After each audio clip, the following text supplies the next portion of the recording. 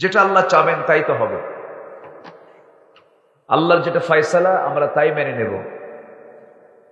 মন খারাপ করলে নাশকর হয়ে যাবে কার? আল্লাহ। যিনি আমাকে আপনাকে এই প্রতিকূল আবহাওয়ার মাঝেও, ঢাকাতে প্রচুর বৃষ্টি, যশোর খুলনা অঞ্চলে আমি গতকাল ওই দিক থেকে এসেছি, প্রচুর বৃষ্টি হচ্ছে আজকে। তো আমরা অন্তত প্রচুর বৃষ্টির কবর এখনো পরিণত একটা পর্যায়ে আছি। যাই হোক, হে রাসূল তুমি যে আমার হৃদয় বাগে বুলবুল, তোমার প্রেমের নিগূঢ় ছোঁয়ায় তাই তো হয়েছি ব্যাকুল, হৃদয় বাগে বুলবুল। আল্লাহুম্মা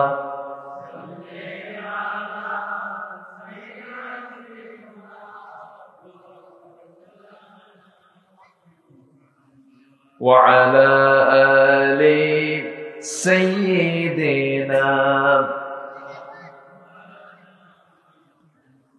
সবাই বলুন বালাগাল উলা বিকামালিহি কাশাফাত তুজা বিজামালিহি হাসনাত জামিউ খিসালিহি সাল্লু।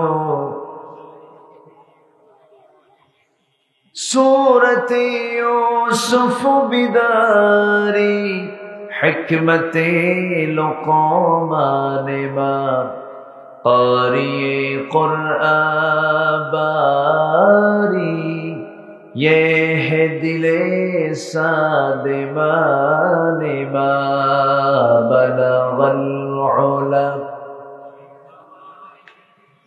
कशफत तुजा बिजमालिही हसनत जमीउ खिसालिही सल्लु।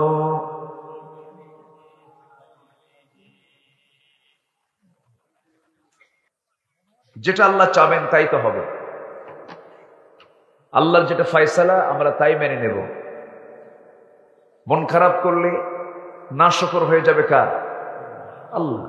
যিনি আমাকে আপনাকে এই প্রতিকূল আবহাওয়ার মাঝেও, ঢাকাতে প্রচুর বৃষ্টি, যশোর খুলনা অঞ্চলে আমি গতকাল ওই দিক থেকে এসেছি, প্রচুর বৃষ্টি হচ্ছে আজকে। তো আমরা অন্তত প্রচুর বৃষ্টির কবর এখনো পরিণত একটা পর্যায়ে আছি। যাই হোক, আল্লাহ যা করবেন তাতেই কল্যাণ। আমরা মনক্ষুণ্ণ হব না। আসতে পেরেছি বলছি আলহামদুলিল্লাহ। জোরে বলি আলহামদুলিল্লাহ। চিৎকার মেরে বলছি আল্লাহুম্মা ইন্নী আসআলুকা আল হুদা ওয়াত তুকা ওয়াল আফাফা ওয়াল গিনা। সবাই বলি আল্লাহুম্মা লাকা আসলামতু ওয়া বিকা আমানতু ওয়া আলাইকা তাওয়াক্কালতু ওয়া ইলাইকা আনাবতু ওয়া বিকা খাসামতু। আমরা আল্লাহ তাআলার শুকর আদায় করে নিলাম। সম্মানিত হাজিরিন, আমি সেখান থেকে কথা বলতে চাই যেখান থেকে আমি তেলাওয়াত দিয়ে শুরু করেছি। আমি যে সময় উঠলাম এই সময় গতকালকে আমার মাহফিল শেষ হয়ে গেছে। মাহফিলের তো একটা যৌবনকাল থাকে, সেই যৌবনকালগুলো পার করে এখন অনেক অতিথি আসে। অতিথিরা আসেন তো তারা আলোচনা করেন, কথাবার্তা বলেন, কিন্তু মাহফিলটা হলো ওয়াজ মাহফিল। মাহফিলটা কিসের মাহফিল? ওয়াজ মাহফিল। কিন্তু মূল টাইম আমরা পাই না। এমন একটা টাইম আমাদের দেওয়া হয়, মানুষের যৌবনকাল হলো সর্বোচ্চ 40 বছর পর্যন্ত। 40 যখন পার হয় তখন কি চোখে বেশি দেখে? চামড়া টাইট না ঢিলা হয়? দাঁত মজবুত না ঢিল হয়? দাঁত পড়ে যায়, চোখে কম দেখে, হুঁশে খাটো হয়ে যায়। তো মাহফিলের একটা মূল যৌবনকাল আছে। সেই যৌবনকাল হলো সর্বোচ্চ 9টা থেকে 11টা। সেই যৌবনকাল পার করে আমি উঠছি বুড়াকাল। বোঝেন নাই? শেষ ক্লাসে একটা ক্লান্তি চলে আসে, সবার মধ্যে একটা ঘুমের ভাবও চলে আসে। দেখি যে কয়েকজন ওই জায়গায় ঘুমাচ্ছেও আসার সময় দেখি। তো এখন আমি কি আলোচনা শুরু করব? কোনো আপত্তি নাই তো? জোরে বলি ইনশাআল্লাহ। সম্মানিত বন্ধুগণ, আমরা সেখান থেকে কথা বলবো যেখান থেকে আমি তেলাওয়াত দিয়ে শুরু করেছি। সূরার নাম হলো সূরাতুন নূর। সূরাতুন নূর। নূর মানে হলো আলো। নূর মানে কি? আলোর বিপরীত কি? অন্ধকার। আলোর বিপরীত কি? অন্ধকার। নূর একবচন, আর আল্লাহ পাক অন্ধকারকে একবচনে বলেননি, অন্ধকারকে বলেছেন জুলুমাত, বহুবচন। তো অন্ধকার, হাজারো অন্ধকার আছে। এখানে নূর বলতে বোঝানো হয়েছে, বিভিন্ন অর্থে এসেছে কোরআনের বিভিন্ন জায়গায়। নূর মানে হলো আলো, যেরকম বলা হয় আল ইসলাম নূর, হাদিসে এসেছে ইসলাম হলো আলো। ইসলাম কি? আলো। ইসলাম ছাড়া যা পৃথিবীতে আছে সব কি? বলেন সব কি? অন্ধকার। এই আলো ইসলাম কে দিয়েছেন? আসতে বলবেন না, কে দিয়েছেন? আল্লাহ দিয়েছেন। সেই সূরা নূর থেকে আমি কিছু কথা বলতে চাচ্ছি। কোরআনটাকেও আপনি আলো বলতে পারেন, যেমন করে রাসূলকে বুঝিয়েছেন, হে রাসূল আমি আপনাকে কিতাবটা কেন দিলাম আপনাকে জানিয়ে দিচ্ছি। আল্লাহ তাআলা বলেন আলিফ লাম রা কিতাবুন আরসালনাহু ইলাইকা লিতুখরিজান নাসা মিনাজ-যুলুমাতি ইলান নূর। জোরে বলি আল্লাহু আকবার। নবী, আমি আপনাকে যে কিতাব দিয়েছি, এই কিতাব নাযিলের মূল উদ্দেশ্য হলো আপনি যেন এই কিতাব দিয়ে অন্ধকারে নিমজ্জিত জাতিকে আলোর, কোরআনের আলোতে আলোকিত করে যেন তাদেরকে জান্নাতের রাস্তায় তুলে দিতে পারেন। জোরে বলে সুবহানাল্লাহ। ইসলাম ছাড়া যা আছে পৃথিবীতে সব হলো অন্ধকার। ধরুন আপনি এখন বাড়িতে ফিরবেন, অন্ধকার রাত, মেঠো পথ, ঝোপঝাড় আছে।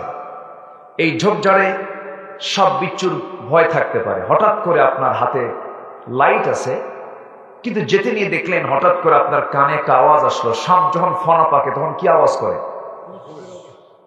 শব্দ দিয়ে একটা সাপ হয়ে গেছে দেখতেছে। সাপের একটা ফনা আওয়াজ হয়। এই আওয়াজ যদি হয়তো বাড়িতে যেতে নিয়ে এই আওয়াজটা আপনার কানে এসেছে, তখন আপনার হাতে লাইট আছে, আপনি কি করবেন? লাইট দিয়ে, টর্চ দিয়ে আপনি লক্ষ্য করবেন যে এই সাপটা কোথায়, সাপটা কোন জায়গায় ফনা পাকলো। আপনাকে বাঁচতে হবে, আপনি চেষ্টা করবেন যে শনাক্ত করি, আমাকে আক্রমণ করতে পারে। কিন্তু লাইটটা আছে, সামনে সাপও আছে, কিন্তু মারার জন্য যে লাঠি দরকার সেই লাঠিটা আপনার কাছে নাই। আপনি কি করবেন? কি করবেন? সাপ কি মরবে? চাচা কুছে দৌড় মারবো। আচ্ছা ঠিক আছে, দৌড় মারবেন, ভালো কথা। আমার একটা উদ্দেশ্য আছে, তো আমি একটু বোঝাতে চাচ্ছি একটা কথা। তাহলে আপনার হাতে লাইট আছে, লাঠি নাই, সাপ মারতে পারবেন? আচ্ছা। আবার আপনার হাতে লাঠি আছে কিন্তু লাইট নাই, মারতে পারবেন? মারতে গেলে ঘাড়ে না মাইরা যদি লেজে মারেন তাহলে বিপদ কি কম হবে না বেশি হবে? ডাবল বিপদ হয়ে যাবে। তাহলে শুধু লাঠি দিয়েও কাজ হবে না, আবার শুধু লাইট দিয়েও কাজ হবে না, দুটারই দরকার। আছে না নাই? আছে। সমাজের তেমনই কিছু সাপরূপী কিছু পাপ আছে। এই পাপগুলোকে দমন করার জন্য অবশ্যই একটা আলোর দরকার। সাপরূপী পাপকে দমন করার জন্য একটা আলোর প্রয়োজন। সে আলো তো আমরা পেয়েছি, আল্লাহ পাক কোরআন আমাকে আপনাকে দিয়েছেন। এই আলোতে আলোকিত করতে হবে, অন্ধকারকে দূর করতে হবে। অন্ধকার দূর হবে কি দিয়া? আলো দিয়া। কি দিয়া? আলো দিয়া, কোরআন নামক আলো দিয়া। পৃথিবীর সমস্ত সভ্যতা, সমস্ত বর্বরতা সব কিছু দূর হয়ে যাবে, কিন্তু দূর করার জন্য শুধু কোরআনের আলোটাই যথেষ্ট নয়। সমাজের সাপরূপী পাপকে দমন করার জন্য তেমনই একটা লাঠির প্রয়োজন। সেই লাঠির নাম হলো রাষ্ট্রীয় শক্তি। কথা কি বোঝা গেল? কথা কি বোঝা যায়? রাষ্ট্রীয় শক্তি, যে রাষ্ট্রের রাষ্ট্রনায়ক যিনি হবেন, সে রাষ্ট্রনায়কের কাজ হবে সমাজটা চালাবেন কি দিয়া? আসতে বলবেন না, কি দিয়া? কোরআন দিয়া। সমাজ চলে গোটা পৃথিবীতে আজকে অধিকাংশ জায়গায় কোরআন দিয়া না কোরআন ছাড়া? বলেন, কোরআন দিয়া না কোরআন ছাড়া? আমরা আজকে সমাজে চলছে যে আইন দিয়ে, সেটাকে কোরআন দিয়া না কোরআন ছাড়া? আলহামদুলিল্লাহ, না কি করেন? হ্যাঁ, তাহলে আল্লাহ পাক এই কিতাব দিয়েছেন জীবনের শুধু এক জায়গায় মানতে না সব জায়গায় মানতে? এক জায়গায় মানতে না সব জায়গায় মানতে? সব জায়গায়। নামাজে কোরআন আছে না নাই? সেখানে কোনো গন্ডগোল আছে? নামাজে কোনো সমস্যা আছে? মাদ্রাসায় কোরআনের শিক্ষা হয়, মাদ্রাসার ক্যাম্পাসের সামনে কোনো ছেলে মেয়ে এক জায়গায় বসার কোনো সুযোগ আছে? কোন নোংরামি সেখানে হয়? হয় না। তাহলে কোরআন আছে, কোরআনের থাকার বরকতে মাদ্রাসার ক্যাম্পাসের সামনে কোনো নোংরামি আপনি দেখতে পাবেন না। কোরআন আছে মসজিদে, মসজিদের ভিতরে আপনি অপ্রীতিকর কোনো নোংরামি কোনো কাজ আপনি দেখতে পাবেন না। কলেজের বারান্দায় যান, ওই জায়গায় নারী পুরুষ এক জায়গায় বসে, নোংরামি আছে? আস্তকান করা আছে? নোংরামি আছে? কারণ সেখানে কি নাই? কিসের শিক্ষা নাই? কোরআনের শিক্ষাটা নাই। সম্মানিত ভাইয়েরা, কোরআন থাকার বরকতটা আলাদা। এরকম করে যদি প্রত্যেকটি জায়গায়, ব্যবসা বাণিজ্য সব জায়গায় যদি এই আলোটা যদি দেওয়া হতো, সব অন্ধকার দূর হয়ে যেত। ঠিক কিনা? আমরা অন্ধকারকে দূর করব, আমরা আলোকে আলোকিত করব। জোরে বলি ইনশাআল্লাহ। সেই সূরা থেকে আমি 3টা আয়াত তেলাওয়াত করেছি। এই 3টা আয়াতকে সামনে রেখে কিছু কথা বলতে চাই। এমন বৃষ্টি মনে হয় আসবে না যে বৃষ্টিতে আমার গা ভিজবে। আমরা টেনশন না করি। টেনশন করছেন নাকি আপনারা? যা হয়ে যাক যাক না। এদিকে ক্যামেরার যারা দায়িত্বে আছে আরো একটু টেনশনে আছে, বৃষ্টি আসলে তো ক্যামেরা শেষ। কিন্তু ওরা এটা কাঁথা কুতা দিয়ে দিছে, উপরে তারা সবকিছু দিয়ে রাখছে যেন তাদের এগুলো যেন সেফ থাকে। দেখা যাক, দেখে আমরা কত দূর পর্যন্ত যেতে পারি। মা বোনরা কি মাহফিল আছে? মা বোনরা আসছে? বলি আলহামদুলিল্লাহ। জোরে বলি আলহামদুলিল্লাহ। মাদেরকে নিয়ে আমি কিছু কথা বলবো। সেই সূরা নূরে আমি 6 নম্বর রুকু থেকে আমি 3টা আয়াত তেলাওয়াত করেছি, 51, 52 এবং 53। এই 3টা আয়াতকে সামনে রেখে আমরা মূল আলোচনার দিকে আস্তে আস্তে চলে যাচ্ছি। আমরা যারা এখানে বসে আছি, আমরা ঈমান এনেছি কার উপরে? আসতে বলবেন না, কার উপরে? আমাকে বানিয়েছেন কে? আমাকে চালান কে? আমাকে দেখেন কে? আমাকে শোনেন কে? আমাকে বুঝেন কে? আমার সমস্ত কিছু মনিটরিং কে করছেন? আমার প্রাণটা কার হাতে? আমার প্রাণ কে চালান? আমাকে অক্সিজেন কে দেন? আমার কিডনি কে চালান? আমার লিভার কে চালান? আমার স্টমাক কে চালান? আমার চোখ কে চালান? চোখের ভিতরে যে পানি আছে, এই পানিগুলো কে দেন? চোখ দিয়ে দেখে কে? চোখ দিয়ে দেখে কে? আল্লাহ। চোখ দিয়ে আল্লাহ দেখে? আচ্ছা, তাহলে চোখ দিয়ে দেখি আমরা। হাত দিয়ে কাজ করে কে? বলেন বলেন বলেন বলেন। তাহলে হাতটা আমাকে সুন্দর করে বানিয়েছেন কে? আর হাত দিয়ে কাজ করে কে? আমি। আমি কাজের মালিক, আমি হাত দিয়ে কাজ করি, আমি পা দিয়ে আমি আমার পদযাত্রা করি, এখানে সেখানে যাই, আমার চোখ দিয়ে আমি চালাই, আমি দেখি, আমার কান দিয়ে আমি শুনি। এই যে আল্লাহ রাব্বুল আলামিন আমার অঙ্গ প্রত্যঙ্গ গুলো দিয়েছেন, এই অঙ্গ প্রত্যঙ্গ গুলোর কাজ হলো, এই অঙ্গ প্রত্যঙ্গ গুলো চলবে কার বিধান দিয়া? আসতে বলবেন না, কার বিধান দিয়া? কারণ ইন্নাস সামআ ওয়াল আবসারা ওয়াল আফইদা, আল্লাহ রাব্বুল আলামিন বলেন শ্রবণ শক্তি, দৃষ্টি শক্তি, অন্তর শক্তি সব একদিন জিজ্ঞাসিত হবে কার কাছে? আসতে বলবেন না, কার কাছে? এই হাত একদিন সাক্ষ্য দেবে, পা একদিন সাক্ষ্য দেবে, অঙ্গ প্রত্যঙ্গ গুলো আল্লাহর সামনে গিয়ে সাক্ষ্য দেবে। আপনি যদি মিথ্যা বলেন না কেন, মিথ্যা বলে আপনি পার পাবেন না। আল্লাহ সুন্দর করে সূরা ইয়াসিনে বলছেন, আল-ইয়াওমা নাখতিমু আলা আফওয়াহিহিম ওয়া তুকাল্লিমুনা আইদিহিম ওয়া তাশহাদু আরজুলুহুম বিমা কানু ইয়াকসিবুন। জোরে বলুন আল্লাহু আকবার। আল্লাহ তাআলা বলেন, ও বান্দারা, আজকের এই হাসরের ময়দানে আমি তোমাদের মুখটাকে মোহরাঙ্কিত করে দিলাম। সাক্ষ্য দেবে তোমাদের হাত, সাক্ষ্য দেবে তোমাদের পা। তোমরা দিনের আলোতে কি করেছো, রাতের আধারে কি করেছো, সব সাক্ষ্য তোমার অঙ্গ প্রত্যঙ্গ গুলো দিয়ে দেবে।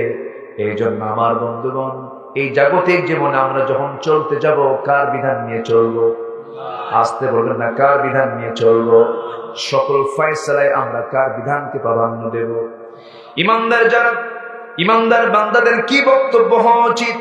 আল্লাহ তাআলা এই 2-3টা আয়াতে সুন্দর করে বলছেন। সূরা নূরের 6 নম্বর রুকুতে মহান রব্বুল আলামিন বলেন, ইন্নামা কানা কাওলাল মুমিনিনা ইযা দুউ ইলাল্লাহি ওয়া রাসূলিহি লিয়াহকুমা বাইনাহুম আন ইয়াকুলু সামি'না ওয়া আতা'না وَأُولَئِكَ هُمُ الْمُفْلِحُونَ।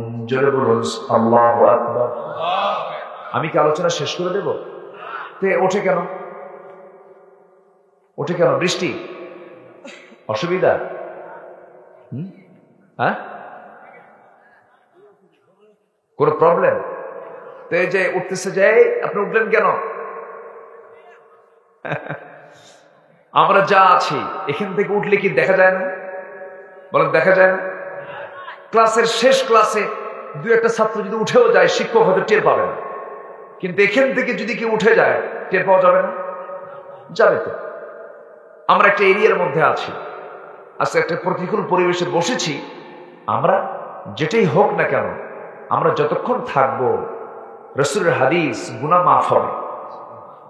একটু আস্তে বলে সুবহানাল্লাহ। ফেরেশতারা দোয়া করবেন, আমলনামায় সওয়াব যোগ হবে। জোরে বলে সুবহানাল্লাহ। এমন একটা বরকতপূর্ণ জায়গায় সবাই তো আসতে পারে না ভাই, একটু বসুন। আমরা কিছু সময় কোরআনের জন্য ব্যয় করি, একদিন কোরআন আমার আপনার পক্ষে সাক্ষ্য দেবে। জোরে বলে সুবহানাল্লাহ। আল কোরআন হুজ্জাতুল লাক আও আলাইক। কোরআন তোমার পক্ষে রায় দেবে অথবা বিপক্ষে রায় দেবে।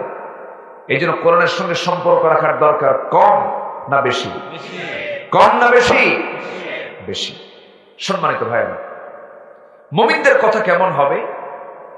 যখন মুমিনদেরকে বলা হবে, ডাকা হবে আল্লাহ এবং রাসূলের দিকে, কোন বিচার কার্য ফয়সালায়, কোন ফয়সালার ক্ষেত্রে যখন তাদেরকে ডাকা হবে, তারা বলবে, তারা শুধু একটা কথাই বলবে, আল্লাহ যা বলেছেন তা শুনলাম, সঙ্গে সঙ্গে তা মানলাম। জোরে বলে সুবহানাল্লাহ।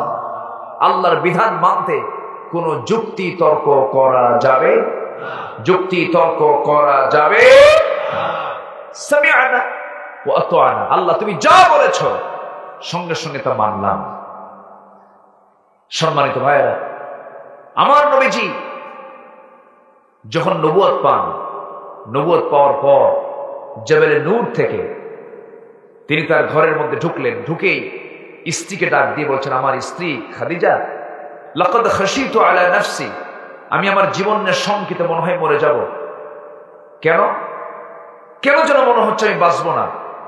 স্ত্রী বলছেন, আমার স্বামী, আপনার ক্ষতি পৃথিবীর কেউ করতে পারবে না, কারণ আপনি এতিমকে ধাক্কায় দেন না, অসহায়ের পাশে আপনি দাঁড়ান, মাজলুমের পাশে আপনি দাঁড়ান।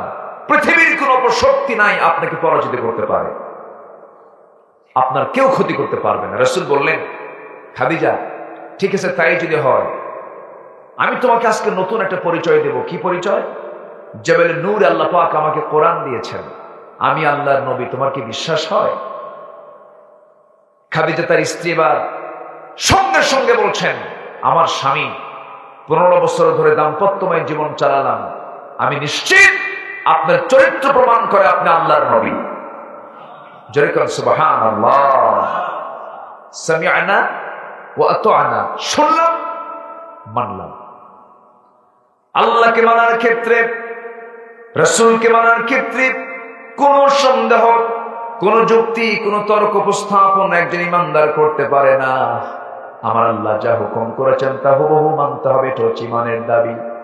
আল্লাহ তাআলা এই আয়াতের অনুকূল আরেক জায়গায় বলছেন, আমানার রাসূলু বিমা উনজিলা ইলাইহি মির রাব্বিহি ওয়াল মুমিনুন কুল্লুন আমানা বিল্লাহি ওয়া মালাইকাতিহি ওয়া কুতুবিহি ওয়া রুসুলিহি লা নুফাররিকু বাইনা আহাদিন মির ওয়া ক্বালু সামি'না ওয়া আতা'না غفرانك ربنا وإليك المصير। জোরে বলুন আল্লাহু আকবার।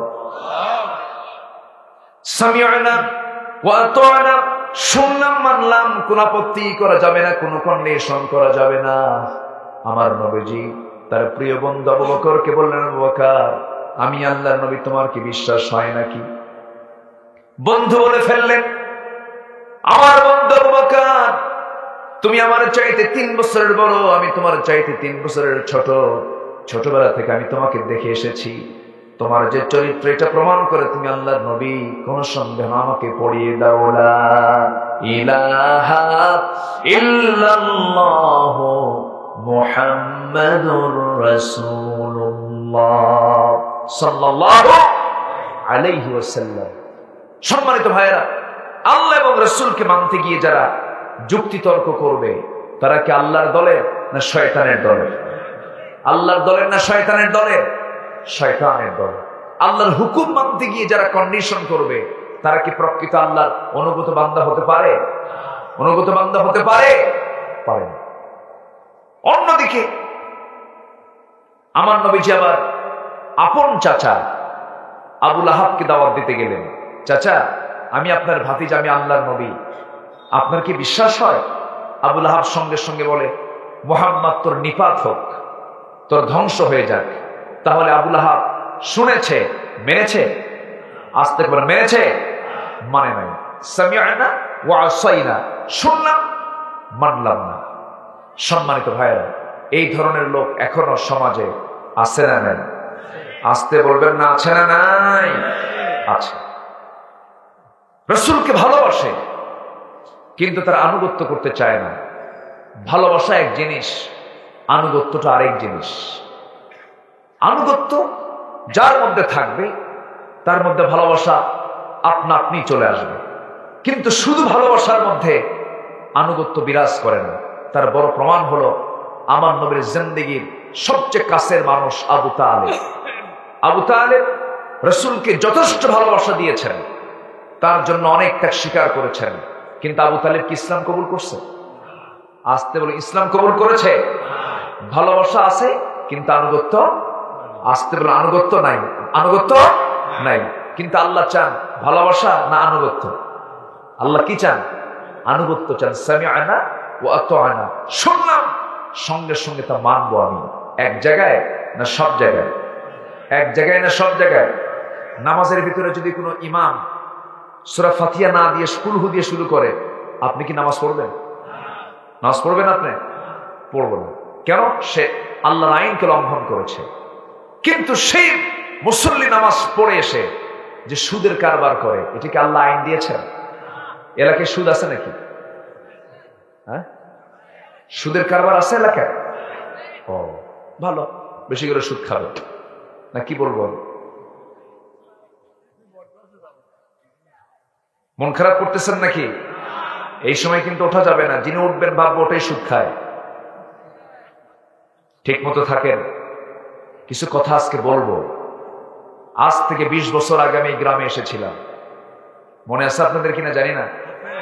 আজ থেকে 20 বছর আগে ঠিক 2001 সালের শেষে কি 2 সালের শুরুর দিকে আমি এসেছিলাম। তখন আমার জীবনের প্রথম দিক, মাহফিল অঙ্গনের প্রথম দিক। আজ থেকে 20 বছর কোথায় আসছিলাম? ঈদগাহ মাঠে। হ্যাঁ, ঈদগাহ মাঠে। তখন কি চাচা আপনার দাড়ি কি সাদা ছিল না কালো ছিল? তখন কালো ছিল, কালো ছিল, আজকে সাদা হয়ে গেছে। আমার স্মৃতিচারণ হচ্ছে আজকে। এই তো দেখলাম সেদিন 20 বছর 20টা বছর চলে গেল। কত আত্মীয় স্বজন, কত আমাদের কাছের মানুষ এই 20 বছরে বিদায় নিয়েছে। আমি একদিন বিদায় নেব, কিন্তু যদি টিকি রাখতে পারি আমরা আনুগত্য যদি থেকে যায়, আমরা কোথাকার মেহমান হব? জান্নাতের। কোথাকার বলেন? কোথাকার? জান্নাতের। আর যদি আনুগত্য না থাকে, আবু তালেব কোথায়? আবু তালেব কোথায়? জাহান্নামে। আমাকে আপনাকে কোথায় যেতে হবে? জাহান্নামে যেতে হবে। যাওয়ার জায়গা দুইটা, একটা হলো জান্নাত, আর একটা কোথায়? আমাদের বাপের বাড়ি কোথায়? একটু ভালো করে বলেন না, মনোযোগ দেন না একটু। আমাদের বাপের বাড়ি কোথায়? আমাদের বাপ দাদার সম্পত্তি কোথায়? আমরা কি ফিরে যেতে সেই জান্নাতে যেতে চাই না জাহান্নামে যেতে চাই? জান্নাতে। জান্নাত যদি যেতে চাই, আমাকে আনুগত্য করতে হবে দুজনের। একজনকে, আসতে বলবেন, একজনকে। নাম্বার 2 হচ্ছে মুহাম্মদ সাল্লাল্লাহু। মুহাম্মদ সাল্লাল্লাহু। আমাদের আল্লাহ কয়জন? আমাদের আল্লাহ কয়জন? আমাদের রাসূল কয়জন? আমাদের নেতা মূলত কয়জন? একজন। কিন্তু এখন সমাজে নেতা বেশি না কর্মী বেশি? বলেন সবাই, হ্যাঁ বলেন। আমার দেশে এখন এই মুহূর্তে কর্মী বেশি না নেতা বেশি? নেতাই বেশি। কেউ কি বলে আমি দলের কর্মী, আমি অমুক দলের কর্মী, এরকম বলে? সবাই বলে I M a leader, I M a leader. কেউ বলে না আই এম এ ওয়ার্কার, কেউ এই কথা বলে না। সব এখন নেতা। মসজিদে নেতা হয় কয়জন? ইমাম হয় কয়জন? গন্ডগোল আছে? নাই। সমাজে নেতা সবাই, গন্ডগোল আছে? আসতে কম কেন? আছে। নেতা মঞ্চে কথা বলে, আর সামনে আরো নেতারা সিএনএ মারামারি করে। ওই সকল নেতৃত্বকে আমরা ঝাঁঝা মারি, ঠিক কিনা? সেই নেতৃত্বের দিকে আসো, যে নেতৃত্ব তৈরি করেছেন মুহাম্মদ সাল্লাল্লাহু আলাইহি ওয়াসাল্লাম। কি নেতৃত্ব তিনি উপহার দিয়েছেন। সাহাবীদের ভিতরে কি আদর্শ লালন হয়েছে। আল্লাহু আকবার। কি শাসন সাহাবীর উপহার দিয়েছেন, কি শাসক তারা ছিলেন, কি পৃথিবী তারা গড়েছেন। আজকে আমরা কোন সমাজে বসবাস করছি? পৃথিবী আগের অবস্থায় যাবে কিনা জানি না, আসবে কিনা জানি না। একটার পর একটা। মাঝখানের 2 বছর কি গেল? কি গেল? এটা আমাদের হাতের কামাই। এটা আমাদের কিসের কামাই? হাতের কামাই। আবার নতুন করে আসতেছে, আফ্রিকা থেকে আমদানি হচ্ছে কিনা? হ্যাঁ, অমিক্রন। এটা যে কোন বরকত নিয়ে আসে আল্লাহ জানে। সম্মানিত ভাইয়েরা, এই সমস্ত রোগগুলো বাড়তেছে, এর মূল কারণ হলো পাপ থাকা না পাপ না থাকা? বলেন, পাপ থাকা না পাপ না থাকা? সমস্ত রোগ সমাজ থেকে নির্মূল হবে যখন সমাজ থেকে সকল পাপের কাজ বন্ধ হয়ে যাবে। এটা একমাত্র পন্থা। কয়েকদিন আগে ভূমিকম্প হয়ে গেল। সেই ভূমিকম্পে অনেকে নামাজের মধ্যে কাঁপছে। সেই ভূমিকম্পের ভিতরে আমি ওই সময় নামাজে দাঁড়ায় গেছি, দেখি যে নড়তেছি। নামাজ শেষ করেছে অবশ্য, খাটও নড়ে। ভাবতেছি কি আমার নাড়াই নাকি, কিন্তু না, আমাকে কেউ নাড়াচ্ছে না। আমাকে নাড়াচ্ছেন কে? যদি কেউ কম মনোযোগী হয় তখন কি করে? এই কোন দিক তাকা, সেই যে এই দিক তাকা, বলে না, এরকম বলে না? তা আল্লাহ ভূমিকম্প দিয়ে বলতেছেন, বান্দা কোন কামে যাস, কোন পথে যাস, ছেড়ে দে, ভালো হয়ে যা। আল্লাহ যদি সেই দিনের ভূমিকম্প যদি আধা মিনিট না করে 2 মিনিট দিতেন, একটু মাত্রা বাড়ায় দিতেন, তাহলে কি এই 50-60 বছরের বাংলাদেশের গড়ানো কোন হাইরাইজ বিল্ডিং কে একটাও থাকতো?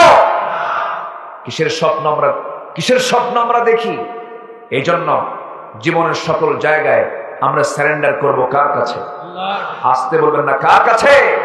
আল্লাহর কাছে। কি নেতৃত্ব গঠন করেছেন আম্বিয়া কেরাম, কি নেতৃত্ব দিয়েছেন সাহাবা কেরাম।